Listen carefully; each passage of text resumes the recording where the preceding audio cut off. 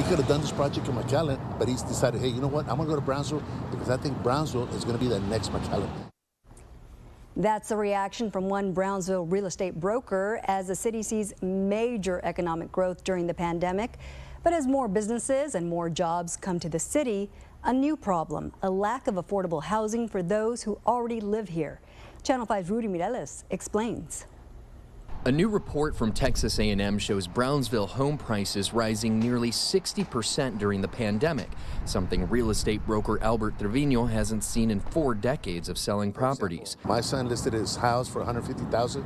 He sold it for $165,000 cash right away. It only lasted maybe 10 days in the market. But as prices rise, home affordability plummets. We are the most unaffordable place to live in the metro area of Texas, other than, Austin. It's something Come Dream, Come Build executive director Nick Mitchell says affects the working class. Hey, we want you to stay here. We want you to go UTRGV and graduate and work here. And so they do that. They do exactly what we want.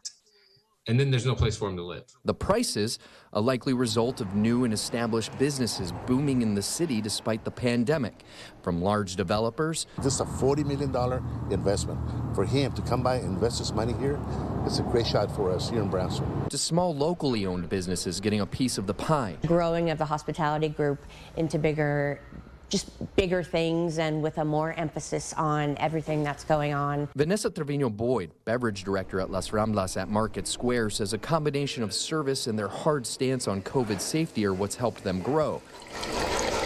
The family-owned cocktail bar now expanding to wine education with plans for a beer garden next year. I think that's something that the community has not forgotten and so has really stuck by us through thick and thin during the closure, during reopening. And while all three say the city's economic outlook is bright, Mitchell says thinking about everyone in the community will be key to the entire city benefiting from the boom. All of this is great.